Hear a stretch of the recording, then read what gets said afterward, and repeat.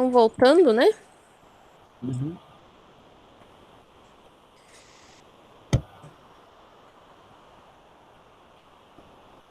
Vocês estão vendo a apresentação ou estão vendo o PowerPoint? PowerPoint ainda, professor. PowerPoint, né? Isso. Deixa eu ver por que não tá indo a apresentação. Aí, agora deu, né? Agora deu. Então, retornando sobre a segunda lei da termodinâmica, eu comentei com vocês sobre o enunciado de Kelvin Planck, que dá algumas prerrogativas para essa lei acontecer, né? Então, a gente já falou que nós temos uma limitação com relação à eficiência para todas as máquinas térmicas, ou seja, eu não consigo transformar todo o calor que eu recebo em trabalho, né? Então, isso acontece com todas. Sempre uma parte vai ser dissipada e vai ser jogada fora, que é aquela energia inutilizada. E pelo enunciado aqui do Kelvin Planck, ele diz que é impossível para qualquer dispositivo que opere em ciclo receber calor de um único reservatório e produzir uma quantidade líquida de trabalho. Ou seja, eu não posso ter só uma fonte térmica, por exemplo. Eu sempre vou ter que ter ou uma fonte quente, uma fonte fria, né? E eu nunca vou ter 100% dessa fonte térmica, igual aqui tá aparecendo meu fluxo de calor 100 kW, saindo um trabalho de 100 kW. Isso é impossível de acontecer porque nunca se converte 100%. É por isso que a gente mede a eficiência, né? Então, reescrevendo esse enunciado, basicamente, o que ele diz que nenhuma máquina térmica pode ter eficiência de 100% e que para uma usina de potência funcionar, o fluido de trabalho deve trocar calor com a fornalha e com o ambiente obrigatoriamente. Então, tem que ter esse aquecimento e resfriamento de forma obrigatória. Daí, nós iniciamos o assunto de refrigeradores. Eu comentei com vocês mais ou menos, né, do que ele é composto. Então, tem 4 partes principais. O primeiro é o compressor. Daí eu tenho condensador, uma válvula de expansão e um evaporador. E aqui dentro tem o meu fluido de trabalho, que é geralmente um gás refrigerante que fica percorrendo esse sistema, né, de forma contínua, formando como se fosse um sistema fechado, né, que nós comentamos na aula passada que a gente pode aproximar esses sistemas das máquinas térmicas que operam em ciclo termodinâmico a um sistema fechado. Então, o refrigerador é aquele equipamento que consegue, tem a habilidade de transferir calor da temperatura mais baixa para mais alta. Então, isso seria como se fosse contra a transferência de calor, que geralmente vem da mais alta para mais baixa, né? Então, por isso que ele consegue resfriar cada vez mais, apesar de já estar na temperatura mais baixa. E como que ele faz isso? Então, eu expliquei um pouquinho do funcionamento, né? Então, aqui entra na forma, né, de gás, no compressor, na forma de vapor. Aqui o meu líquido, meu fluido. Nesse compressor, ele é comprimido até uma pressão bem alta, que é a mesma pressão do condensador. Então, ele sai aqui do compressor, vai para o condensador. No condensador, o próprio nome já diz, né? Ele serve para condensar esse gás que está numa temperatura e uma pressão alta. Então, ele vai resfriar nesse condensador. E à medida que ele resfria, ele joga esse calor do resfriamento, né? Proveniente desse resfriamento para o ambiente. Em seguida, ele sai desse condensador, passa por um tubo capilar, né? E aqui tem uma válvula de expansão, como eu mostrei no esquema anterior para vocês. Então, nessa válvula faz com que a pressão e a temperatura caiam muito. Saindo desse condensador, ele passa para o evaporador. Então, ele está numa temperatura, né, mais baixa. Quando ele chega nesse evaporador, que é o congelador do nosso refrigerador, né? Então, ele absorve todo o calor que está no refrigerador, que já está numa temperatura baixa, porém ele está numa temperatura mais baixa ainda, então ele consegue absorver esse calor e ele evapora ao absorver o calor que está dentro do congelador. Daí, quando ele vira gás de novo, ele volta para o compressor, onde ele é comprimido de novo e vai para o condensador, passa pela válvula, então ele passa por esse sistema novamente, certo? Então, Aqui mostrando um esquema do refrigerador doméstico, como que funciona, né, esse caminho, esse fluxo que ele passa. O evaporador, ele sempre está no compartimento do congelador, que é onde ele quer resfriar mais.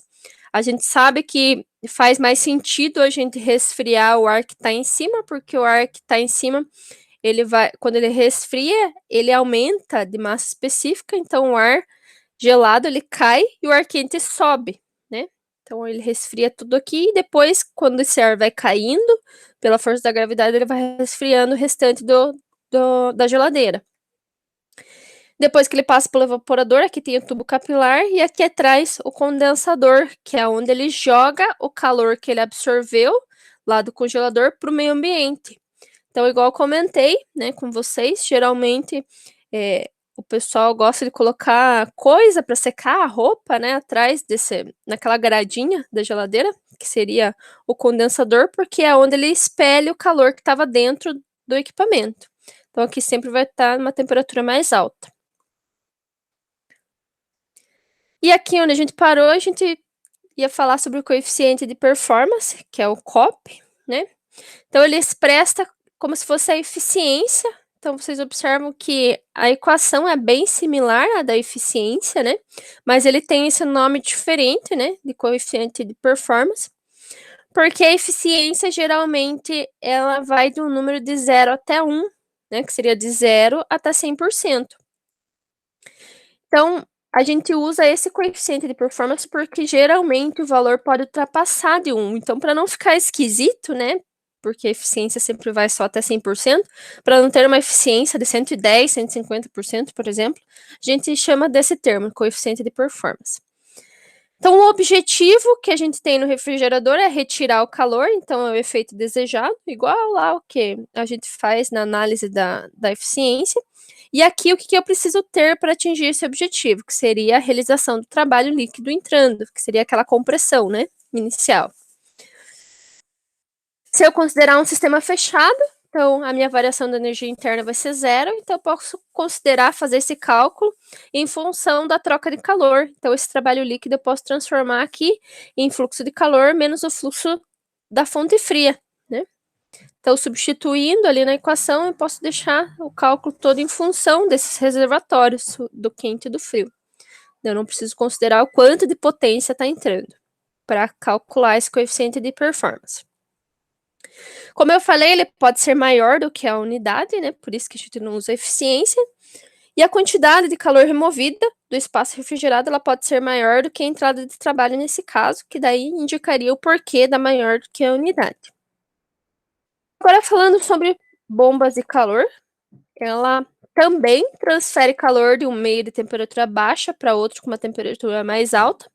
O princípio de funcionamento e o ciclo é idêntico ao do refrigerador, só que o objetivo é diferente. É como se eu invertesse, ao invés, né, de querer resfriar, eu vou querer aquecer. Então, eu vou descarregar o calor, ao invés de descarregar o calor para o ambiente externo, eu descarrego o calor para o ambiente que eu quero aquecer. Então, aqui, todo o funcionamento é mesmo, tem o compressor, tem o condensador, a válvula, certo? Todos da mesma forma, do mesmo sentido, o funcionamento da bomba de calor é o mesmo. Aqui até tem uma tirinha, vocês podem observar que tem um ar-condicionado aqui, ao contrário. E a mulher pergunta, querido, você está resfriando lá fora? Ele fala, não, estou aquecendo a casa. Porque é isso que acontece, né? De um lado do ar-condicionado, quando você põe para o verão, né? Claro, ele vai resfriar um local da temperatura mais baixa para mais alta, que é o sentido oposto do que acontece de forma espontânea. E o outro lado é onde vai dissipar o calor. Então, ele vai tirar o frio lá de fora e jogar o calor para dentro. Então, o refrigerador, se eu pegar a geladeira normal e colocar ela na janela de uma casa com a porta aberta para fora, né, durante o inverno, ela vai funcionar como uma bomba de calor também. Ela vai aquecer o sentido contrário dela. E também, assim como o refrigerador, eu também consigo medir o coeficiente de performance dessa bomba de calor. Só que agora, nesse caso, o meu efeito desejado seria a magnitude quente, não a fria, né? E, novamente, a entrada necessária é a mesma, o trabalho líquido entrando. Considerando, de novo, meu sistema como fechado e minha variação de energia interna igual a zero, eu posso substituir aqui e encontrar a equação para o coeficiente de performance da bomba de calor. Se eu for comparar o coeficiente de performance do refrigerador e da bomba de calor, eles seguem essa equação aqui. Então, da bomba de calor sempre vai ser o mesmo valor do refrigerador mais 1. Então, é a parte de trás da geladeira, digamos assim, né? Se vocês observam, então, se está somando mais 1, quer dizer que esse valor sempre vai ser maior do que 1, porque esse coeficiente de performance do refrigerador sempre vai ser positivo. Para vocês terem uma ideia, os valores de coeficiente de performance, por exemplo, para uma bomba de calor que tem a fonte no ar. Então, aquela que utiliza o ar frio externo como fonte de calor durante o inverno. Ele tem o coeficiente de performance aproximadamente de 3. Eu posso fazer também uma bomba de calor onde a fonte seja no solo ao invés do ar. Então, a minha tubulação vai ser enterrada numa profundidade de 1 a 2 metros. Isso me garante uma eficiência, um coeficiente de performance muito maior, aproximadamente 6. E a gente tem os aparelhos de condicionamento de ar, os ar-condicionados, né? Que eles podem funcionar tanto como refrigerador quanto bomba de calor. Então, eles têm uma válvula inversora que me inverte qual que seria a minha fonte fria e a minha fonte quente. Por isso que ela consegue atuar das duas formas. E por fim, falando um pouquinho sobre o desempenho dos refrigeradores, condicionadores de ar e bombas de calor, existe uma razão de eficiência energética que me mede esse desempenho. Então, ela é como se fosse uma medida da eficiência energética instantânea, no momento que eu estou medindo, e eu tenho a razão da eficiência energética sazonal, que seria uma medida dessa eficiência energética durante um período de tempo. Pode ser qualquer período de tempo que eu quiser determinar. Pode ser uma semana, um mês, um ano, certo? Nessa razão de eficiência energética instantânea, eu vou relacionar a taxa de remoção de calor em BTU do meu espaço refrigerado pelo equipamento pela taxa de consumo de eletricidade em funcionamento constante. Então, vou considerar só o quanto de eficiência eu estou tendo naquele espaço para resfriar ele, né? Ou para aquecer. Depende do dispositivo, se for refrigerador ou bomba de calor. E aqui para o sazonal seria a quantidade total do calor removido pela quantidade total de eletricidade em um espaço de tempo, também em BTU, e aqui a taxa de consumo em watts-hora. Importante, né, comparar que se, por exemplo, eu tiver 1 kWh, eu tenho 3.412 BTU.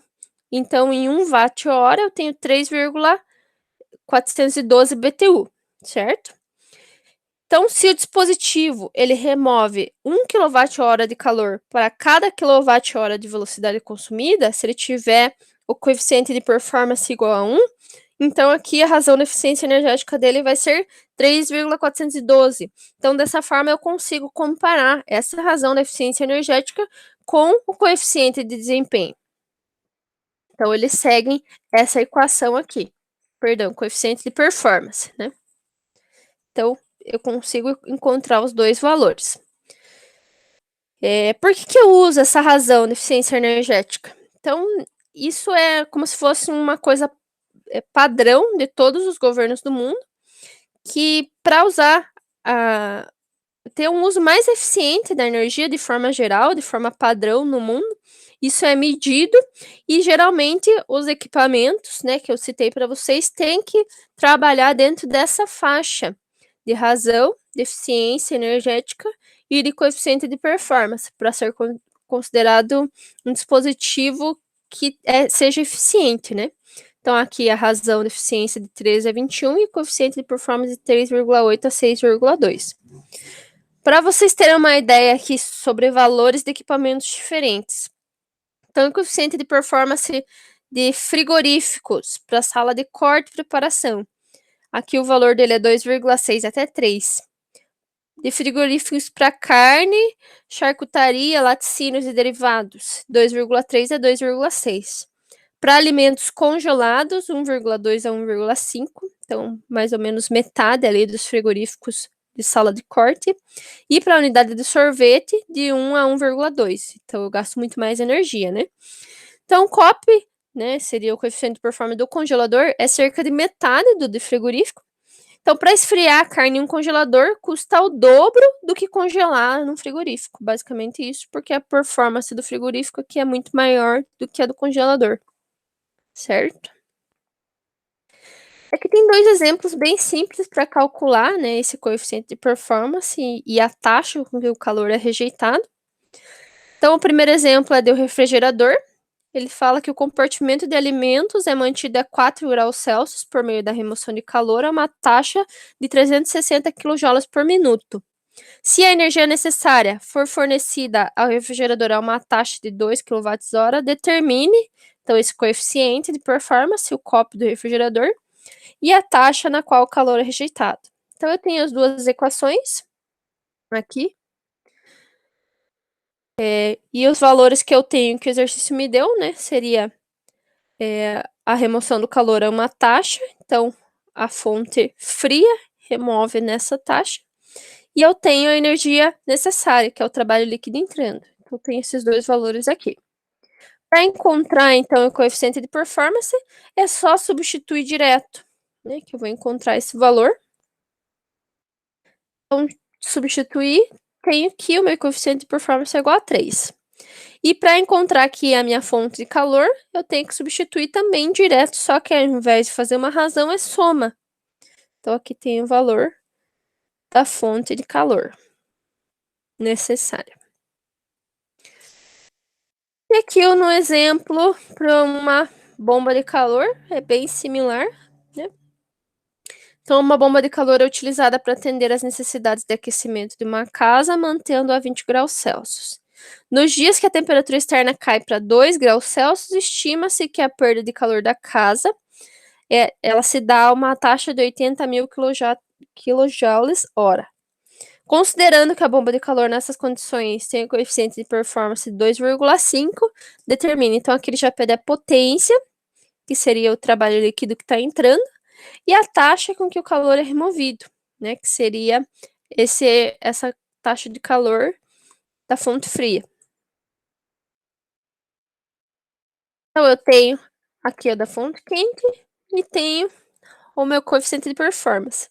Então, para eu achar a minha potência, é só usar aquela mesma equação do coeficiente de performance, só que isolando a potência e substituindo os valores.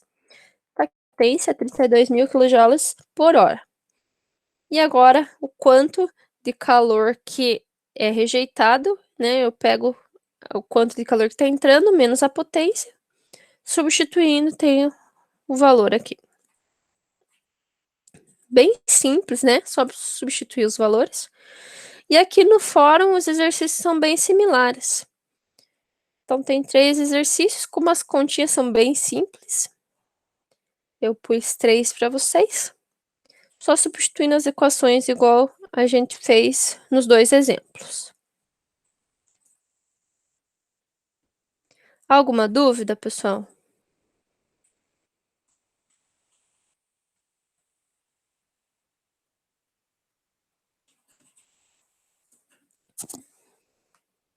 Tranquilo? Então é isso. Respondam lá os exercícios. Se vocês tiverem mais alguma dúvida no decorrer, né, da resolução, vocês podem mandar no estúdio, tá?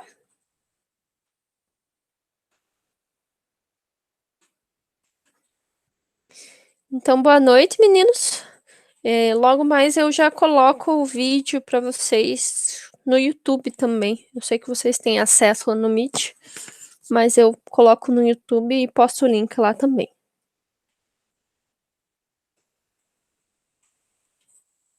Até semana que vem. Boa noite.